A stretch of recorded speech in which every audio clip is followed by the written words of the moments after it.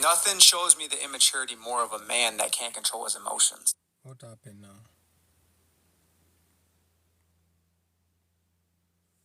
What was that? So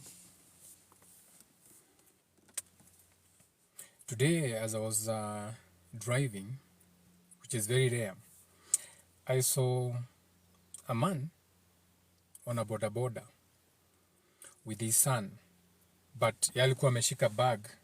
So boda boda guy, the bag, then him, then his son was in the back of the motorbike na alikuwa na fractured hand. Okay, so men, I don't know where we are failing, because remember the last time we were having this conversation, we were saying of how it's our women who are taking the boys to school. If you go to any high school, it is the mother who went and bought the uniform. Baba wengi wa kwangi. It is the mother who even looked for the school. Babake anataka tu, mlipata shule nilipe.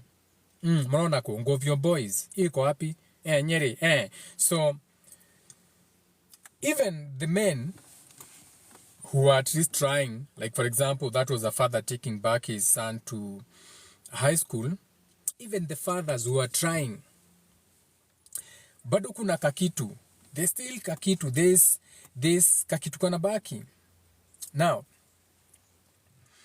when we talk of the divine masculine, which in your language, okay, in your language, in this world's language, this will be the mature man. So we talk of an immature man, or we talk of a mature man. So in their creation, how they are creating the world, aka their templates, they talk about be a man. They talk about you're supposed to be mature. And when you listen to what they are terming as maturity, it's not that. For example, I told you a culture is cultivated by a cult. When you have a new system where you are saying that a man who has been cut is now mature, ukaigua niaragi marire, so the boy is maybe 12 years or 13, na ukaigua niaragi marire, aka he is mature. But mwana wa kahie niagi maraga. Because when you come to the truth of the matter, ni ati ohedu magwo. So kirira giki kingi kiraruo ri giki na irua ria kahie na tutire irua gikuyu-ini ri twegeri mawawa ri this southern Kikuyu irua ri ria southern Kikuyu ri haha ri ni uri na ritwa kugimara no ririkane uhedu magwo nikio uria ona riria athire inuka ariugirwo ngemi ithano cia kahie koguo ati andu tugatiga kuga ithano koguo uhedu magwo. Now Ohe is the young boy inside you. Ohe niguo the boy child. Ohe niguo the spiritual playful side ya kuwe as a man. So one of the weapons ya kuhorana na masculinity ni irua riri ya muthungu, the southern Kikuyu, because ekwiraga no amature tondu ya kurehe thino, you are in the what you call, you are in the template of a mature man or immature. So they tell you you're acting immature or you're acting mature. So this is for the template of this world. So for you to gain what they are calling maturity, there is no initiation. Okay? So there's just, you are just told, now that you have faced the knife, you are a mature man. Now that you have been cut, ni aragi marire. So you look at mundu turia twirwo ni turagi marire twa 12 years old, ati ni iru gatorwo gukarigu anio mariro ni maragi marire. Aya ni maragi marire. These are children. Just because we cut something in them does not mean mara maturity. No, this is not maturity. Then ukarora, what is that? Nikirira kiriku kiu ati ni irua. So ukarora irua ko, by the way, tontwari horo irua niki. Mwiko ni aruaga. Gani ko geirimo. Geirima wa awa. Kana ithe.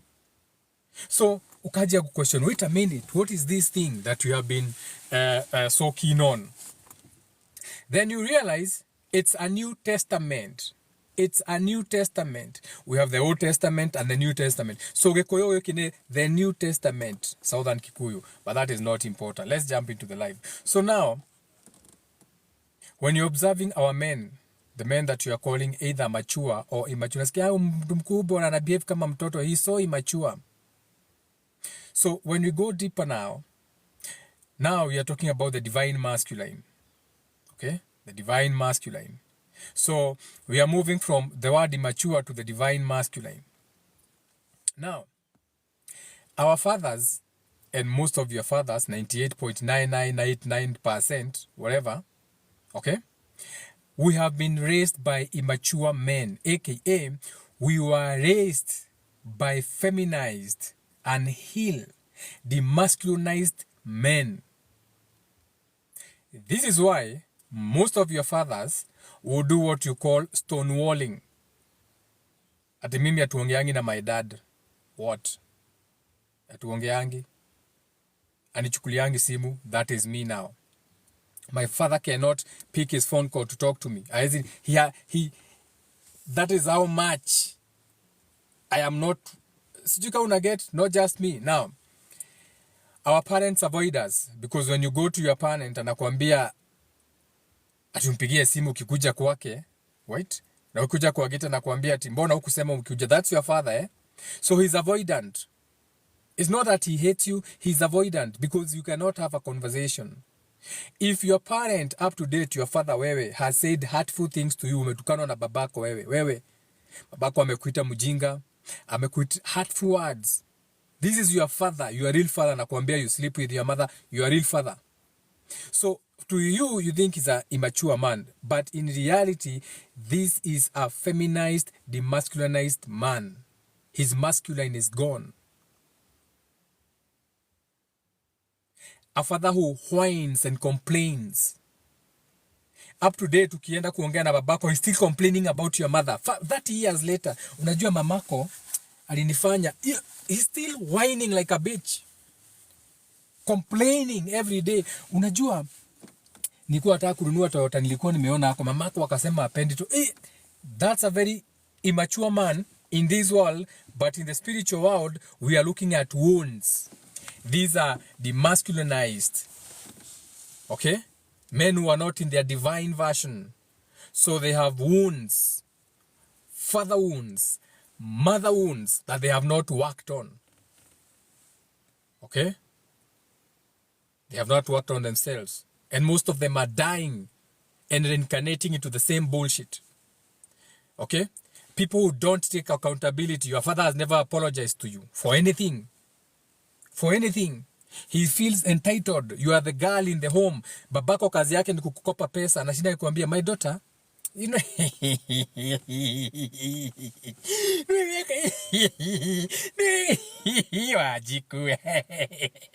Wajiku ijarumita ithe. No yogete. Nideke naga neguciara Wajiku. Wajiku no akirikana ng'ombe. Ira ndakwite ni ngo no inde yaciara ng'ombe ona ndidiga Wajiku ng'ombe yo na ndagwite yaciara nigo ngakuriha no riri wina ngiri 5. So even up to date, your father is still asking for money and is not accountable for that money, especially for the girl child. Mababa zenyu, they are the most abusive people to you. Babako anakukopanga pesa is like it is right. Jueni dota yake anaweza kukopa pesa, anakutumia till number. Hello? Tadeka hau. Ganode haya mpesa. Gohe tiro. Oe tiro yo. Nido ya thigege. Deda ode hire thigege. Ora murira thigege ne gwaku arairiga. Nawe no wagire gwaku. Wewe kariki, you have your own home. You have your own man to build.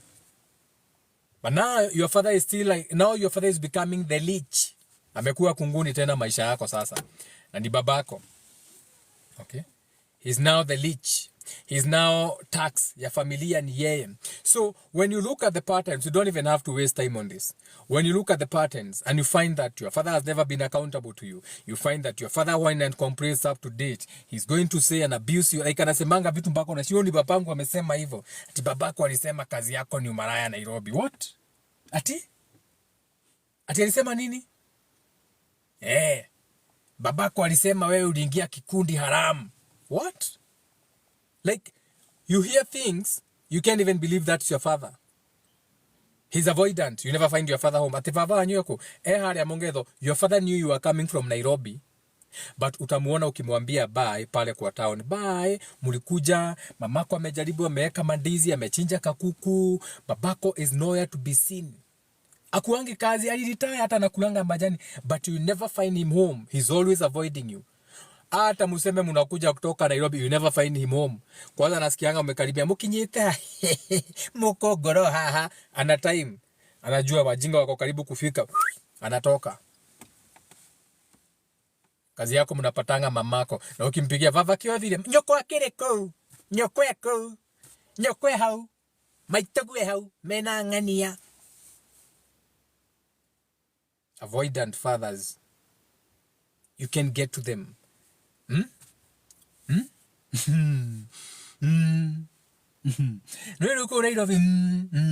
There is a wall. Stone wall. You can't communicate to him. For you, you think it's immaturity. No. These are wounded men. These are feminized men. These are boys. These are not men. These are boys in men's bodies. And until the African man starts to heal, starts to work on himself, the same sins of your fathers, mnashina msema, the sins of our fathers are gonna follow us tomorrow until we get to 2028, until vision 2031, and sijui nini, until you heal. The sins of your fathers and your grandfathers, and you leave your patterns. Whatever you are doing right now when you're watching this live, I don't care, or whether it will be on YouTube. When you see this video, or when you are seeing it now, look at your surroundings. Look at the phone you are using to listen to the live. Look at how you are dressed, how you speak to people, how you react to people, how you react to situations and circumstances. Are you a quitter? Is the first thing to quit, to whine and cry. The Kikuyu men. Whining. Every phone call. No akimenya ndra tahiro. The way you speak. The words you call your wife.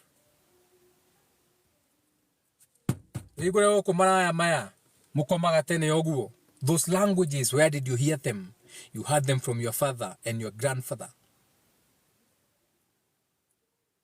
You never take accountability.